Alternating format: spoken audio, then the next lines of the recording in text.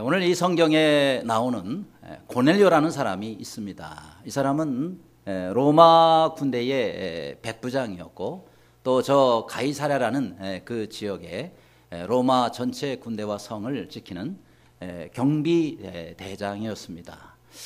자, 그런데 한 나라를 지배하고 다스리는 그런 이 군대의 장교는 사실 많은 손가락질을 받을 수 있고 식민지에 있는 그런 백성들에게 또 욕을 먹을 수도 있고 그런 위치입니다.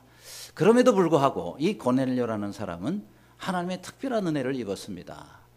이방인 전체 세계 가운데서 정말 최초로 그리스도인이 됐었고 그만 아니라 그의 가족 또 친척 그의 친구들까지 다 하나님을 믿게 되고 성령을 받았고 세례를 받고 하나님의 은사를 받는 그런 특별한 은혜를 입게 되었다. 도대체 이 고넬료는 어떤 사람이었길래 그가 하나님의 이런 특별한 은혜를 입었겠느냐 하는 거예요. 첫째로 보니까 이 고넬료는 아주 가까운 사람들에게 인정을 받는 사람이었다 하는 겁니다.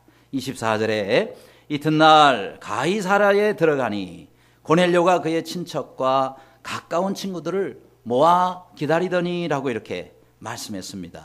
근데 이 가이사랴라는 지역 해변 도시고 또 로마가 특별히 거기가 군사적 그런 또 요충지이기 때문에 거기에 또 황제를 또 이렇게 그 받드는 그런 비슷한 로마 그 시내와 비슷한 것들을 많이 만들어 놓고 뭐 경기장 원형 경기장처럼 그런 경기장을 만들어 놓고 또 헤롯이 자기 궁을 거기다가 특별히 지은 그런 아주 유서 깊은 도시입니다. 그런데 이 가이사랴에 거기 전체의 경비대장으로 로마 장교인 고넬료가 있었는데 바로 거기에 베드로가 찾아가게 된 것입니다.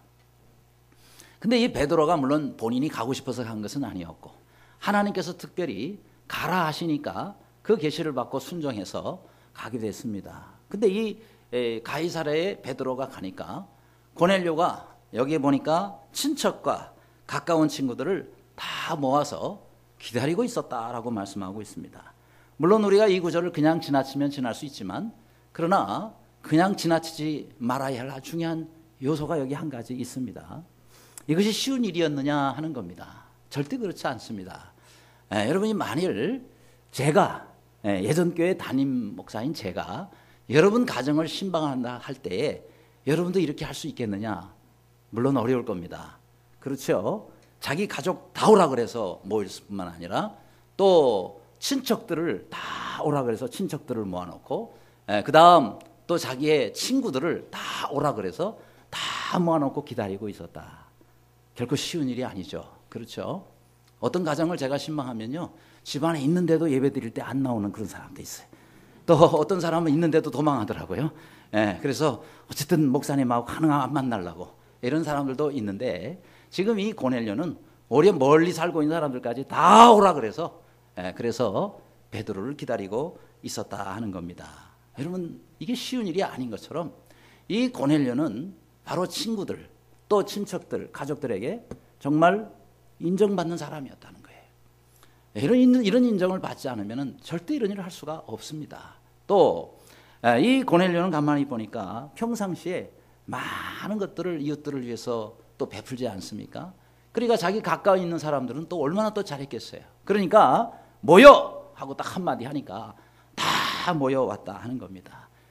여러분 우리도 이렇게 우리가 고넬료와 같은 은혜를 입으려면 평상시에 우리가 가까이 있는 사람들 그렇죠? 가족들 또 친구들 친척들에게 잘해야 됩니다.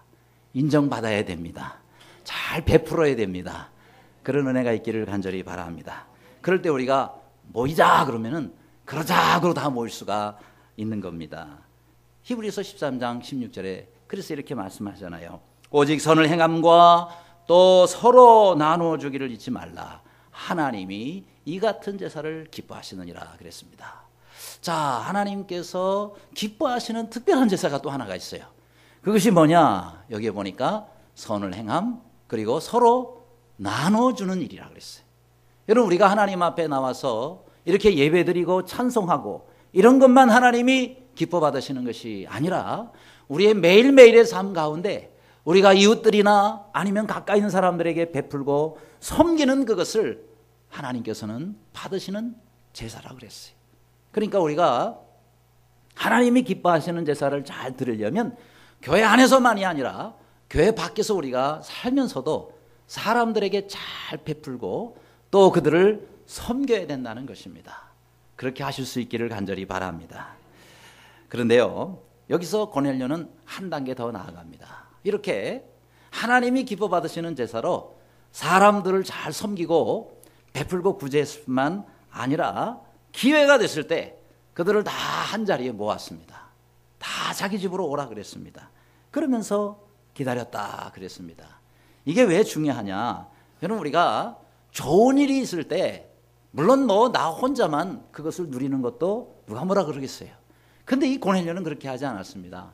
야, 정말 어려운 이 하나님의 말씀을 들을 수 있는 그런 기회가 우리에게 왔는데 나만 들어서는 안 된다. 우리 식구만 들어서는 안 된다. 그래서 친구와 친척들을 다 불러서 오게 한 것이다 하는 겁니다. 그래요. 여러분, 우리가 하나님의 말씀을 들을 때는 이렇게 나 혼자만 듣지 말고 함께 같이 들을 수 있도록.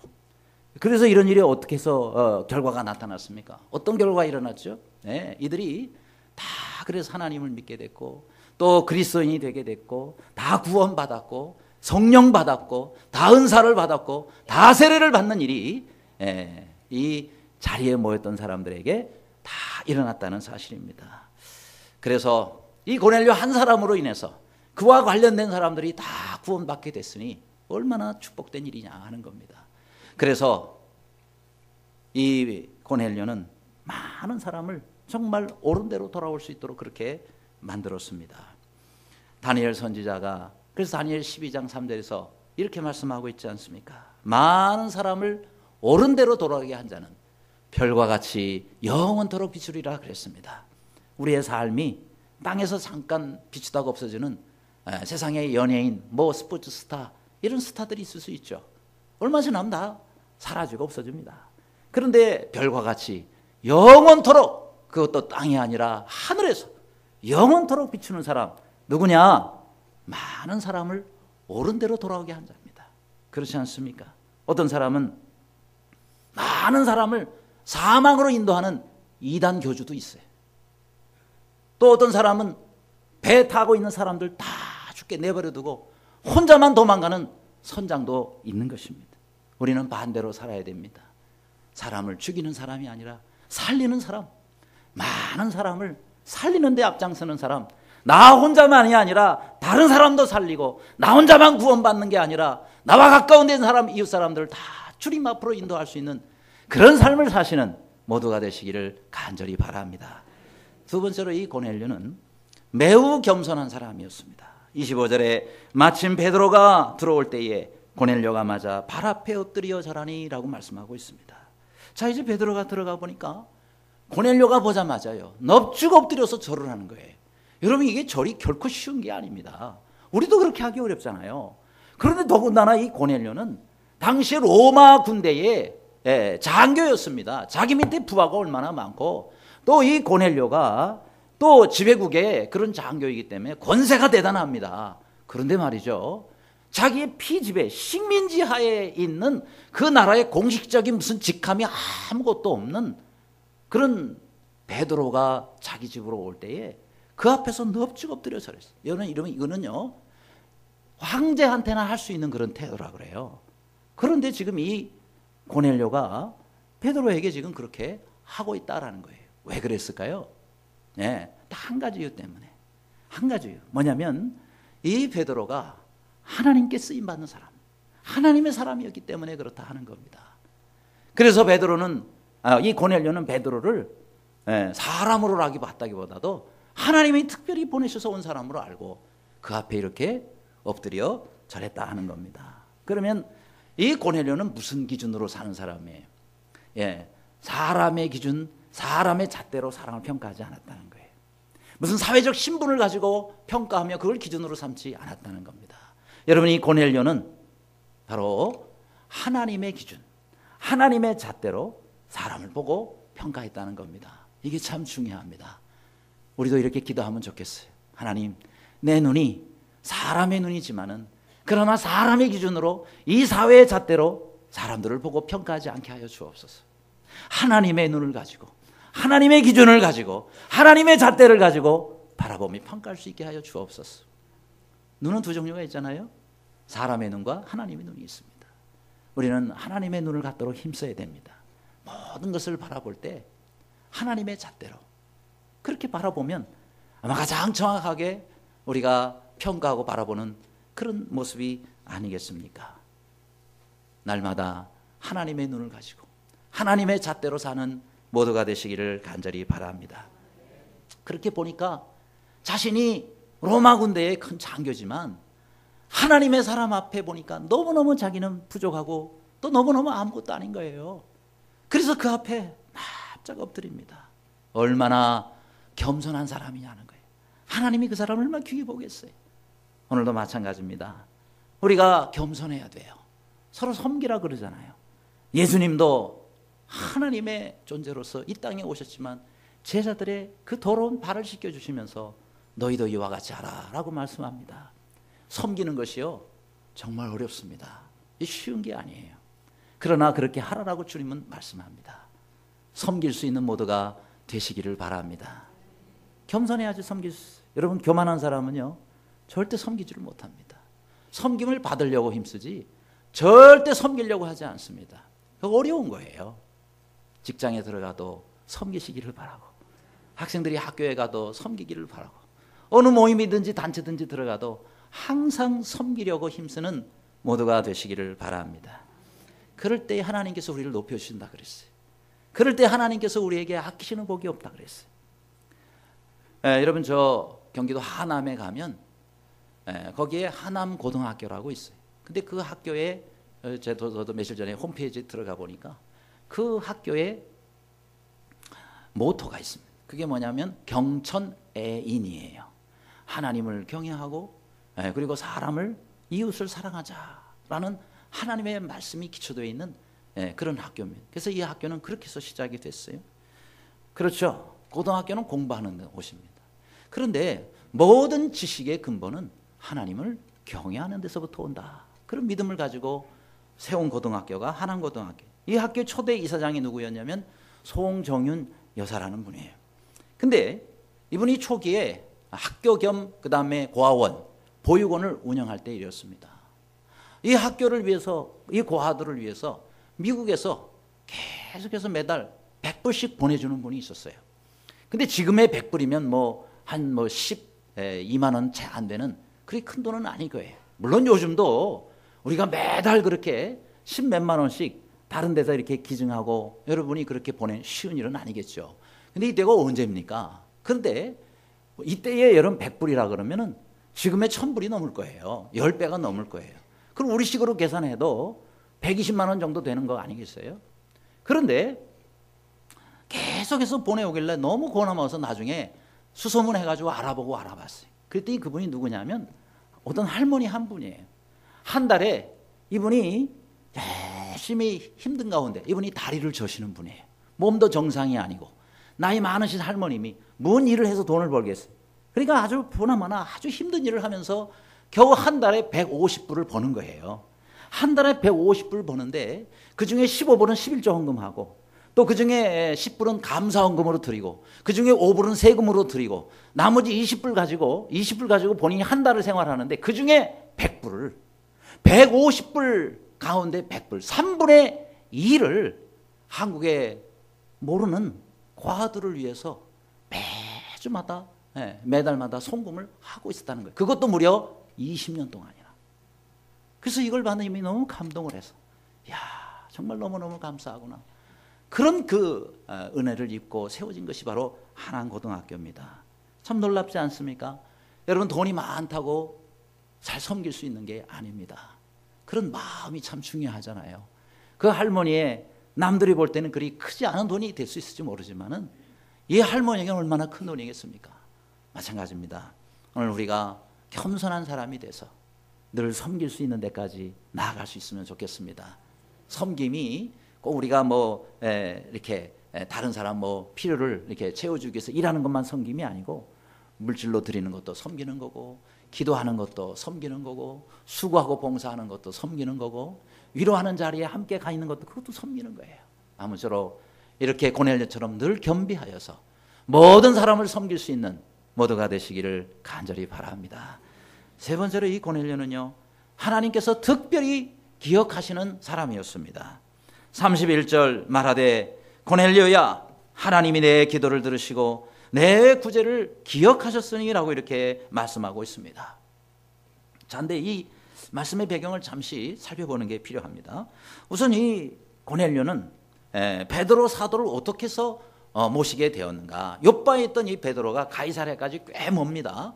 그 먼 거리를 어떻게 해서 이 베드로 사도가 가게 됐고 그를 모시게 되었느냐 하는 거예요. 30절 이하에 보니까 이 고넬료가 나흘 전 이맘때까지 집에서 계속해서 제9시에 기도를 하는데, 그러니까 이걸 보면 이 고넬료는 시간을 하루에 몇 번씩 정해가지고 그렇게 계속해서 하나님 앞에 기도하기를 힘썼던 거예요. 그러니까 9시니까 오늘날로 오후 3시죠. 오후 3시 기도 시간에 대해서 하나님 앞에 간절히 기도를 하고 있는데 갑자기 천사가 나타나는 거예요. 빛난 옷을 입은 사람이 말이죠.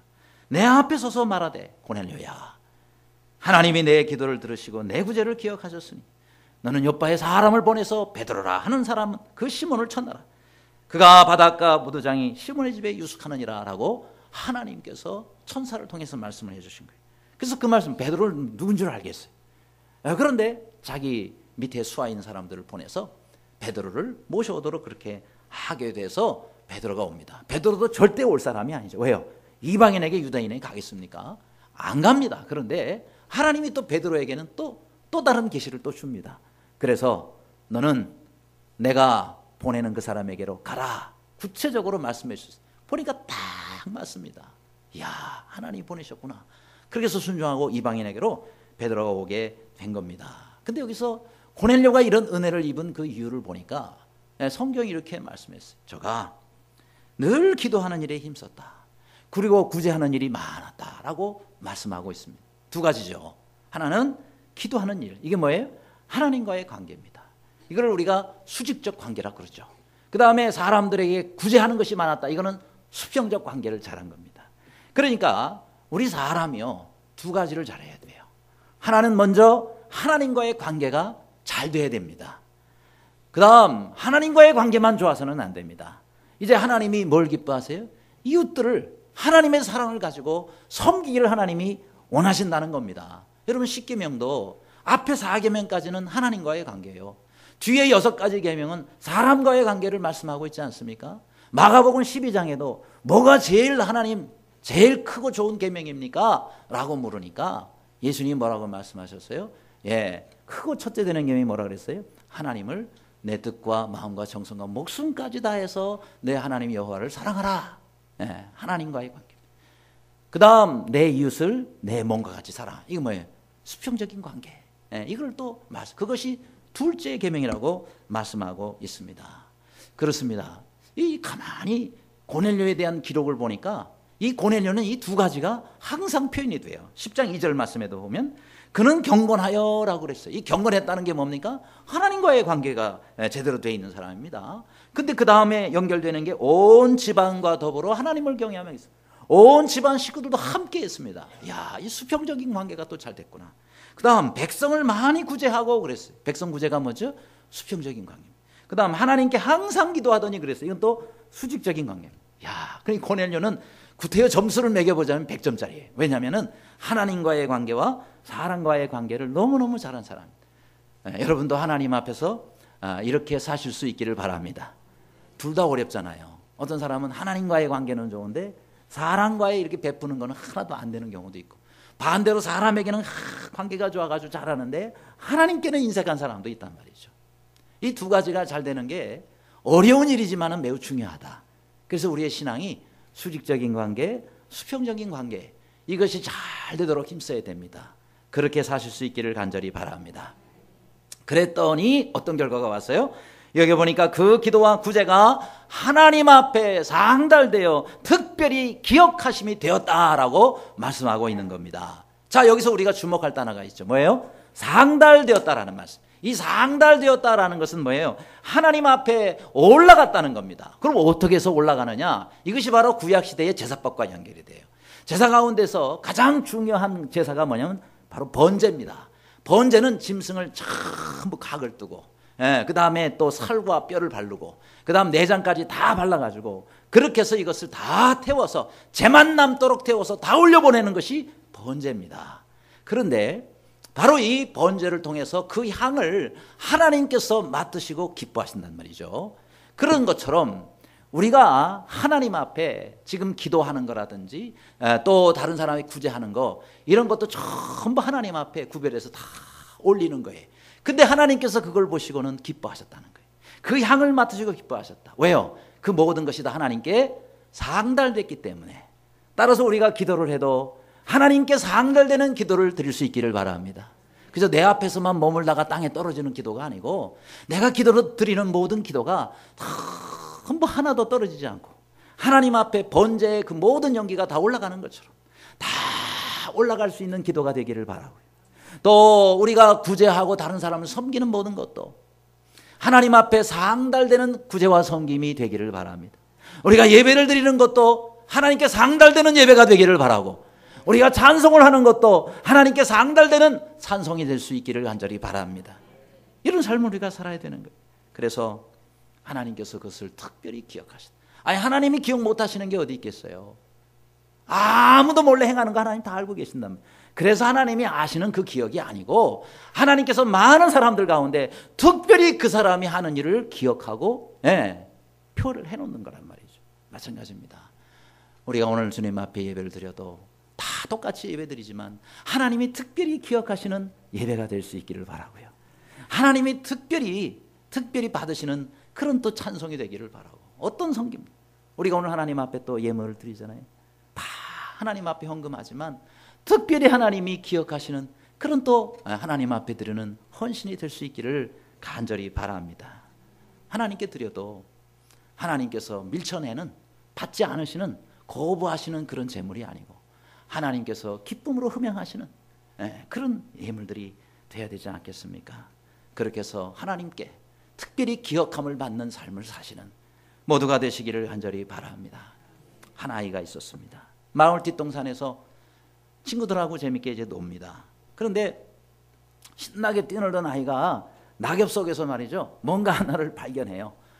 바로 그때는 이제 겨울 초엽이라 뭐 산에 떨어졌던 밤도 이제 다 집어가고 없고, 그 다음에 또 호두 같은 것도 다 없는데 하나가 이렇게 남아요. 이게 뭔가 하고 보니까 흙호두입니다.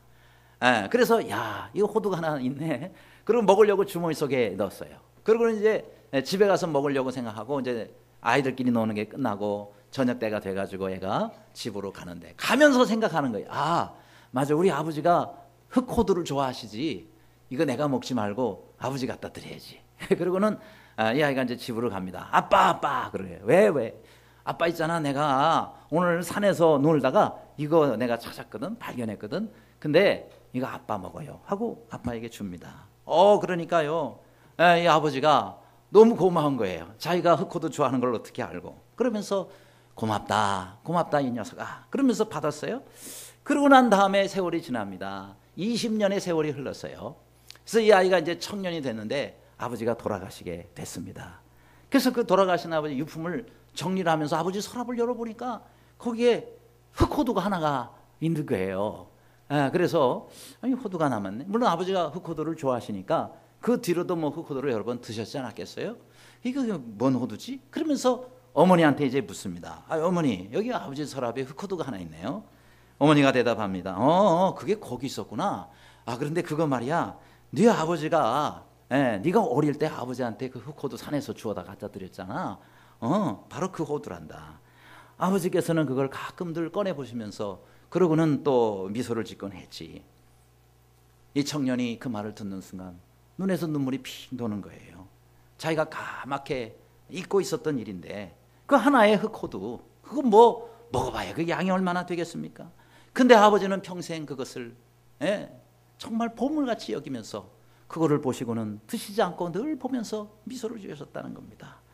저는 이 내용을 보면서 이런 생각을 해봐요. 야, 우리 하나님의 마음이 또 이와 같지 않겠는가? 그렇죠? 우리가 뭐 얼마나 하나님 앞에 큰 걸 드릴 수가 있겠습니까? 이 온 우주의 주인이신 하나님 입장에서 보면 우리가 별 아무리 뭐 대단한 걸 드려도 하나님께는 아무것도 아니게 되는 거예요. 근데 우리가 뭐 가지고 있는 게 뭐 있겠습니까? 그런데 그거라도 정성스럽게 해서 하나님께 드리면 우리 하나님이 그것을 특별히 기억하신다는 겁니다. 내 마음을 다해서 내 정성으로 하나님 앞에 드리는 거, 그거 아무것도 아니지만 하나님께서는 그걸 보물처럼 생각하신다. 아주 귀히 여기시고 그것을 하나님께서 특별히 기억하신다는 사실을 믿으시기를 바랍니다. 그래서 우리가 정성으로 작은 거라도 우리의 마음을 들여서 그렇게 하나님 앞에 드리시는 우리 모두가 되시기를 주님의 이름으로 축원합니다. 끝으로 이 고넬료는 말씀을 매우 귀히 여긴 사람이었습니다. 33절 말씀 다 같이 한 목소리로 읽겠습니다. 시작. 내가 곧 당신에게 사람을 보내었는데 오셨으니 잘하였나이다. 이제 우리는 주께서 당신에게 명하신 모든 것을 듣고자 하여 다 하나님 앞에 있나이다. 아멘. 자, 이번 주간에 요절 말씀인데요. 자, 이 고넬료는 베드로가 온 것을 환영하면서 뭐라고 표현했습니까? 주께서 당신에게 명하신 모든 것을 듣고자 하여 그랬습니다. 그 뭐예요? 다른 게 아니라 하나님의 말씀이죠. 그렇죠? 하나님께서 베드로에게 명령하신 그 말씀 듣기 위해서 우리가 다 여기 모여 있는 겁니다. 얼마나 말씀을 귀히 여긴 사람이냐 하는 겁니다. 그렇습니다. 여러분, 우리도 하나님의 말씀을 이처럼 귀히 여겨야 됩니다. 물론 베드로의 입을 통해서 나오는 말씀이었어요. 그러나 베드로의 입에다가 하나님께서 하나님의 말씀을 넣어주신 거거든요. 그래서 사람의 입을 통해서 나오지만 그것이 하나님의 말씀인 겁니다. 그래서 이 고넬료는 뭐라고 얘기를 했어요? 우리가 다 하나님 앞에 있나이다 라고 이렇게 표현하고 있지 않습니까? 그렇습니다. 오늘도 우리가 주일마다 하나님 말씀을 듣고 또 우리가 또 곳곳에서 하나님 말씀을 듣고 또 성경을 봐도 우리가 하나님 말씀을 읽는 거 아니겠습니까? 물론 여기에 많은 사람의 글도 있고 하지만 우리가 성경을 읽을 때 하나님 말씀을 읽으시기를 바라고 강단을 통해서 들리는 말씀을 받을 때 하나님의 말씀으로 받으시기를 바랍니다. 그래서 우리가 기도하면서 하나님의 말씀을 들어요. 주여, 오늘도 목사님의 말씀을 통해서 내게 들려오는 그와 같은 하나님의 음성을 듣게 하여 주옵소서. 사람의 말이 아니라 하나님의 말씀으로 받게 하여 주옵소서. 그럴 때 그 말씀이 내 속에서 살아 역사하는 것입니다. 이런 자세가 얼마나 귀하냐 하는 겁니다. 44절에도 그래서 이렇게 말씀하잖아요. 베드로가 이 말을 할 때에 성령이 말씀 듣는 모든 사람에게 내려오시니 그랬습니다. 자, 성령이 누구에게 오셨다고요? 그 말씀을 듣는 모든 사람에게 내려오셨다 그랬어요. 이방인들에게 이런 역사가 없었잖아요. 전혀 과거에 없었던 일이잖아요. 그런데 왜 여기서 이런 일이 임했느냐?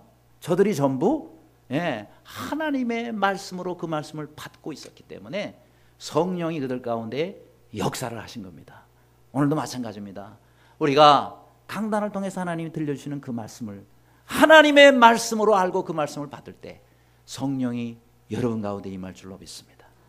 그 말씀이 깨달아지게 해주시고 그 말씀이 살아 움직이게 해주시고 그렇죠. 그 말씀이 역사를 해서 하나님이 내게 주시는 그 말씀이 되는 거고 또 하나님이 내게 응답하시는 하나님의 능력이 되는 것입니다. 그래서 저들이 다 성령 받고 다 세례 받고 이방인들 가운데 처음 맺은 열매들이 되었다 하는 것입니다. 오늘도 우리가 그렇게 좀 적용했으면 좋겠어. 이제 하나님, 제가 강단을 통해서 들려주시는 주님의 말씀을 들을 때마다 하나님의 음성을 듣게 하여 주옵소서. 하나님의 말씀으로 받게 하여 주시옵소서. 그리고 여기 고넬료처럼 우리가 다 하나님 앞에 있나이다 라고 표현한 것처럼 하나님 앞에서 살게 하여 주옵소서. 매일매일의 삶이 하나님 다 보고 계시잖아요. 그럼 우리는 하나님 앞에서 사는 겁니다. 그러니까 말 한마디를 하더라도 내 행동 하나를 하더라도 하나님 앞에서 해야 된다 하는 겁니다. 이게 뭐예요? 신전의식이라는 것. 코람데오라고 하기도 하죠. 하나님 앞에서 나는 살고 있는 거예요. 우리 믿음의 선배들이 그렇게 살았지 않았습니까? 그렇죠? 저 다윗을 보세요. 다윗이 춤을 춰도 하나님 앞에서 사람들이 손가락질하고 아이고 어떻게 저 왕이 저렇게 추태를 부릴 수가 있어. 그래도 내가 하나님 앞에서 행한 것이니라. 그렇죠? 이 다윗은 늘 전쟁을 해도 하나님 앞에서, 또 그가 여러 가지 국물을 보살필 때도 다 하나님 앞에서 했다는 거예요. 다니엘도 요셉도 노예로 끌려가도 거기 하나님 앞이라고 생각했어요. 감옥에 들어가도 하나님 앞이라고 생각했어요. 그래서 그가 하나님 앞에서 하니까 사람들이 인정을 해주는 거예요. 그래서 총리 앞, 애굽의 왕 앞에 서게 됐고 애굽 전체의 총리가 되게 된 것 아니겠습니까? 오늘 우리는 누구 앞에서 뭐 앞에서 행한다 하더라도 하나님 앞에 내가 있다. 하나님 앞에서 행하자. 그런 마음을 늘 가지면 하나님이 모든 것을 책임져 주십니다. 염려하지 마십시오. 두려워하지 마십시오. 하나님 앞에 있으면 하나님이 책임져 주시는 것입니다. 당시의 종교 지도자들은 어땠습니까? 예수 그리스도 앞에 있었잖아요. 사람의 몸을 입고 오신 하나님, 그 하나님 되신 예수님을 눈앞에 보고 그 앞에서 말씀을 들었음에도 불구하고 그는 늘 우리가 하나님 앞에 있다라고 생각하지 아니했기 때문에 그 예수님을 십자가에 달아 못 박여 죽였지 않았나 하는 거예요. 그래서 그들은 결국 하나님 앞에 버림받은 민족이 되게 됐고 온 세계 가운데 흩어져서 2000년 동안이나 나라 없이 방황하는 그런 불행한 민족이 되고 말았다 하는 겁니다. 반면에 데살로니가 교회는 어땠어요? 데살로니가서 2장 13절에 보니까 이러므로 우리가 하나님께 끊임없이 감사함은 너희가 우리에게 들은 바 하나님의 말씀을 들을 때에 사람의 말로 받지 아니하고 하나님의 말씀으로 받음이니 진실로 그러하도다. 이 말씀이 또한 너희 믿는 자 가운데서 역사하느니라 그랬습니다. 한번 따라하시기 바랍니다. 이 말씀이 믿는 자 가운데서 역사하느니라. 예, 하나님의 말씀을 받습니까? 그 말씀을 믿으시기를 바랍니다. 하나님의 말씀이라고 생각되시면 아멘 하시기를 바랍니다. 그러면 마음속에 의심이 확 사라지고 믿음이 팍 들어오게 됩니다.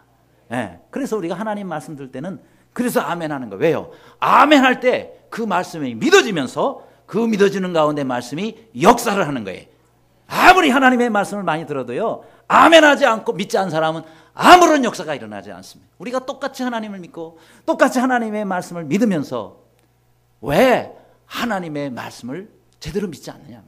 안 믿으니까 역사가 안 일어나는 겁니다. 따라합시다. 믿어야 역사가 일어난다.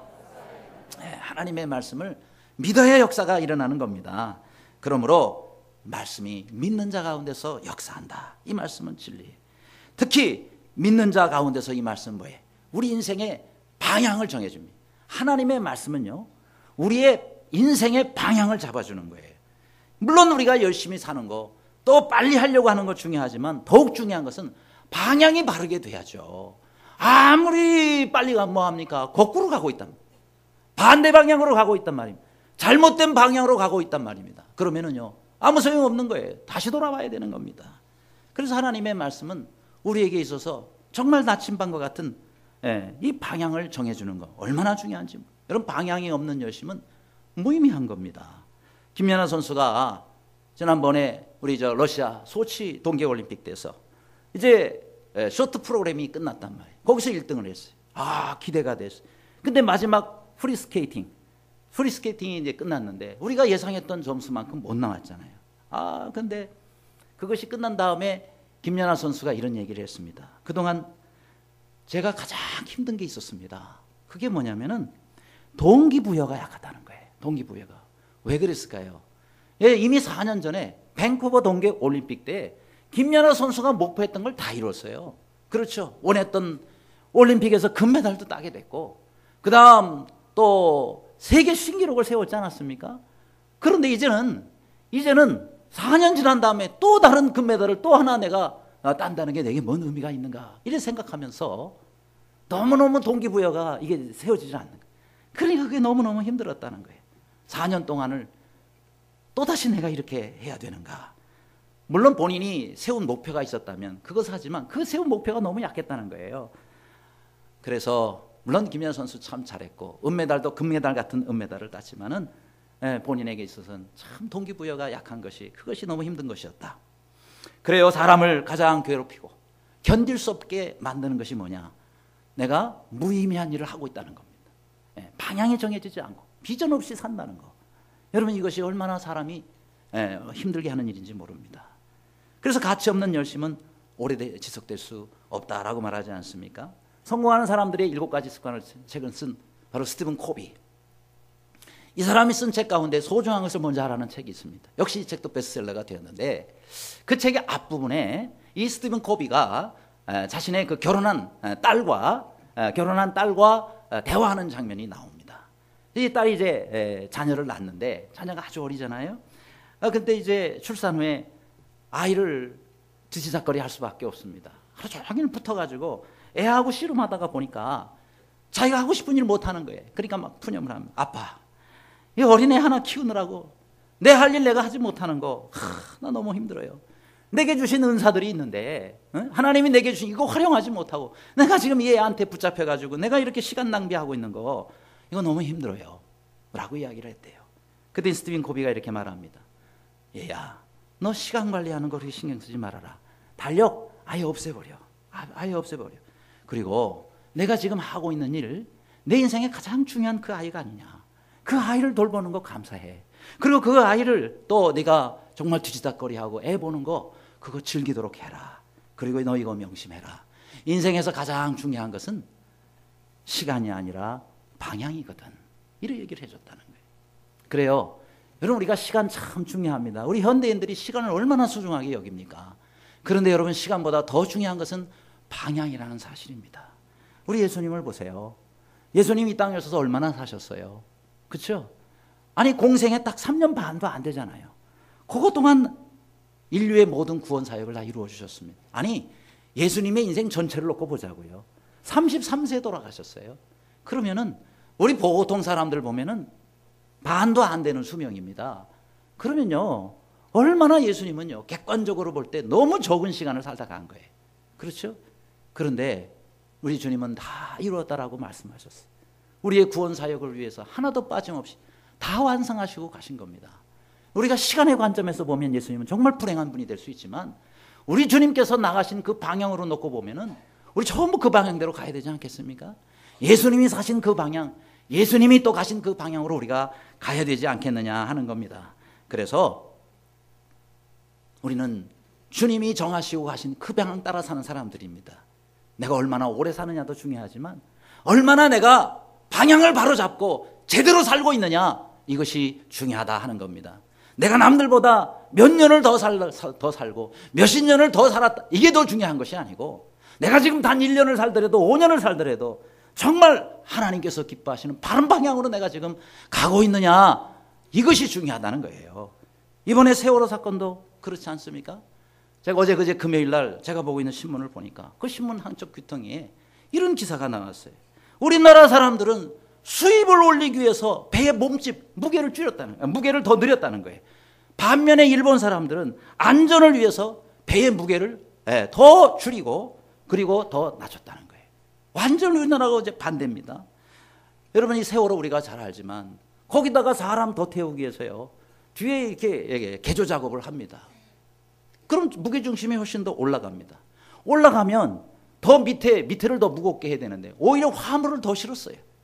화물을 3배 이상이나 규정된 것보다 3배 이상이나 이번에 더 실었더라고요. 그렇게 해서 무게중심이 올라가니까 1년 2개월 만에 저 배가 저렇게 침몰되지 않았습니다. 반면에 저 배를 일본에서 우리가 사왔다는 거 잘 아시죠? 저 배를 판 일본 선사는요 어떻게 저거하고 똑같은 이제 저걸 팔았으니까 새로운 여객선을 살 거 아니에요. 그래서 저 세월호가 원래 일본 항로를 다니던 배였는데 그 항로에 다니던 새로운 배를 만들면서 어떻게 했느냐? 오히려 배에 타는 승객 수를 더 줄였어요. 더 정원을 줄이고 그 다음 화물칸의 화물 무게도 왜 무게 중심이 자꾸 높아지니까 오히려 화물 칸을 더 줄이고 안정성을 높이기 위해서 흔들리지 않도록 그렇게 특수 장치까지 하고 양쪽에 보조 또 그것까지 해가지고 더 안전하게 만들어서 지금 운행을 하고 있단 말이죠. 그런데 우리는 그거 사가지고 와서 훨씬 더 불안전하게 해서 뭐 때문에요? 수입률을 높이려고. 그래서 우리는 수입을 늘리기 위해서 안전을 버렸고, 오히려 일본 사람들은 수입을 낮추면서 안정성을 더 높였다. 저 일본 사람 별로 안 좋아합니다. 정치 지도자다 하는 걸 보면은 정말 마음에 안 들어요. 그런데 우리가 배울 건 배우자 말이죠. 배울 건 배워야 되겠어요. 왜요? 우리나라 이번에 정말 교훈을 얻어서 그 정말 철없는 어린아이들이 얼마나 많이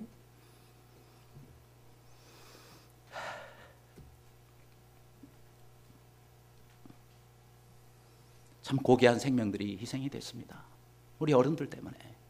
그래서 우리는 정말 다시는 이런 일이 일어나지 않도록 우리가 방향을 잘 잡아야 됩니다. 방향을 잘 잡아야 돼요. 우리 인생의 방향, 정말 우리 하나님이 기뻐하시는 방향으로 내가 정말 가고 있는가? 아니면 방향을 잘못 잡아서 엉뚱한 길로 빨리 달리고 있지는 않는가?